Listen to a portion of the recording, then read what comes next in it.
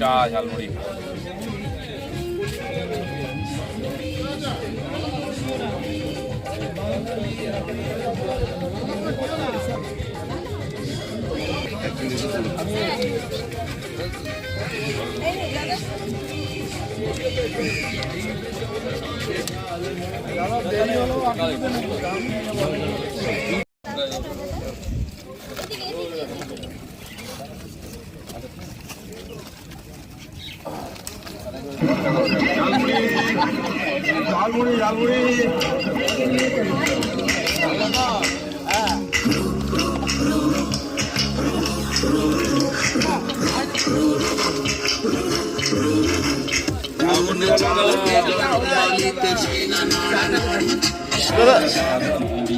Specially হলো ঝালমুড়ির উপরে গান হয়েছে, সেটা রিলিজ হলো ভিডিও অডিও, সেই উপলক্ষে বিশেষভাবে ঝালমুড়ি খাওয়া হলো আজকে।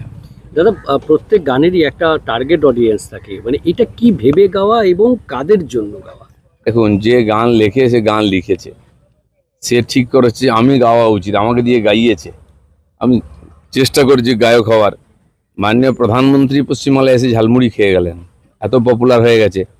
তো যেটা পপুলার হয় সেটা সব জায়গায় তাকে নিয়ে অনেক কিছুই হয়। তো ঝালমুড়ি পপুলার হয়েছে, ইলেকশনে ইস্যু হয়ে গেছে, সেই নিয়ে একটা গান হওয়ার দরকার ছিল, সেটাও হলো।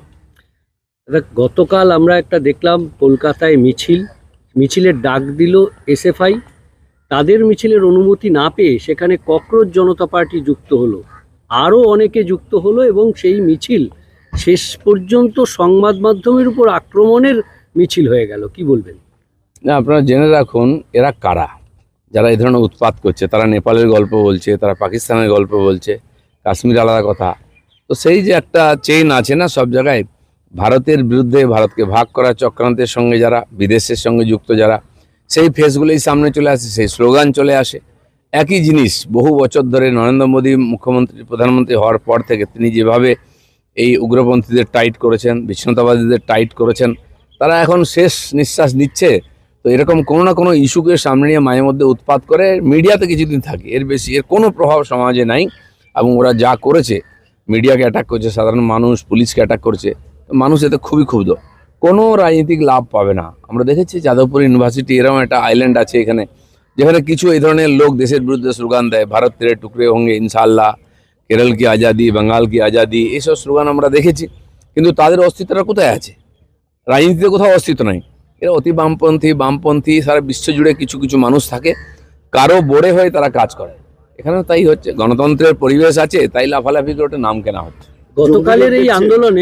গতকালের এই আন্দোলনে অতিবাম যোগ বা আরবান নকশালদের কতটা ভূমিকা রয়েছে? কি সবই আছে, রাতারাতি তো বোঝা যায় না, ধীরে ধীরে এক্সপোজ হবে।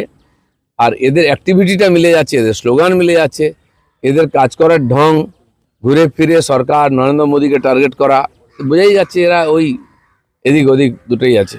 আর আমরা এই মিছিলে দেখলাম জাতীয় পতাকা উল্টোভাবে ধরে তারা জাতীয় পতাকা নিচ্ছে, কিন্তু সেটা এরা তো উল্টো পথে যাত্রী, কোনোদিন জাতীয় পতাকাকে সম্মান করেনি, জাতীয় সঙ্গীতকে সম্মান করেনি, এই রাষ্ট্রের পরম্পরা সংস্কৃতি মহাপুরুষদের সম্মান করেনি।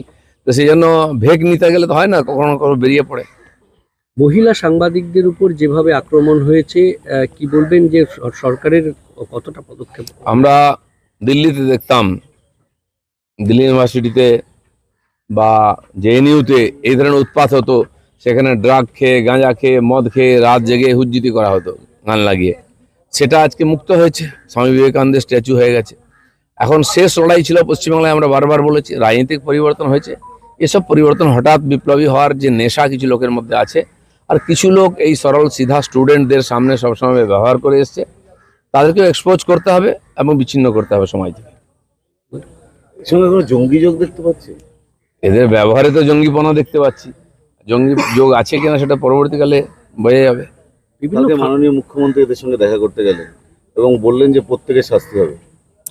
দেখুন, দিল্লিতেও বলুন, কলকাতায়, ভারতবর্ষে আজকে যে সত্যি সত্যি গণতান্ত্রিক পরিবেশ আছে, গণতন্ত্র প্রতিষ্ঠিত হয়েছে, তা এদের অ্যাটিটিউড দেখে বোঝা যাচ্ছে।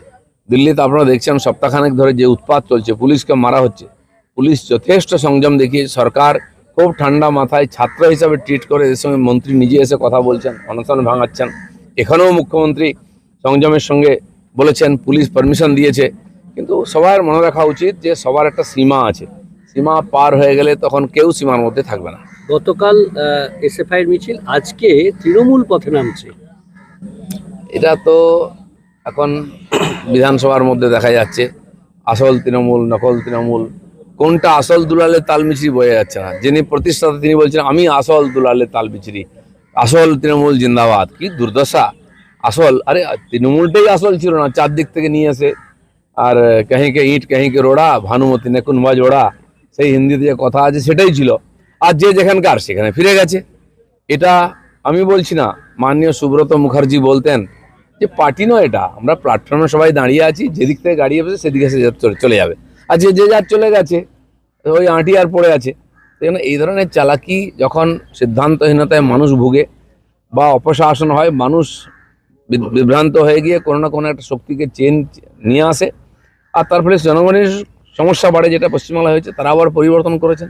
দিল্লিতে আপ পার্টি হয়েছিল, তারও দেখলেন দুর্দশা। আজ শেষ পাঞ্জাব থেকে লোক নিয়ে আসছে, দিল্লিতে লোক নাই। এখানেও ঠিক তাই হয়েছে, এদের অস্তিত্ব সংকট। মমতা ব্যানার্জি গায়ে মানে না, আপনি মোড়ল, তিনি দিল্লি থেকে ভাষণ দেবেন। তো এই যে দুর্দশা, এটা মানুষের সামনে আরো পরিষ্কার হয়ে যাচ্ছে। হিন্দি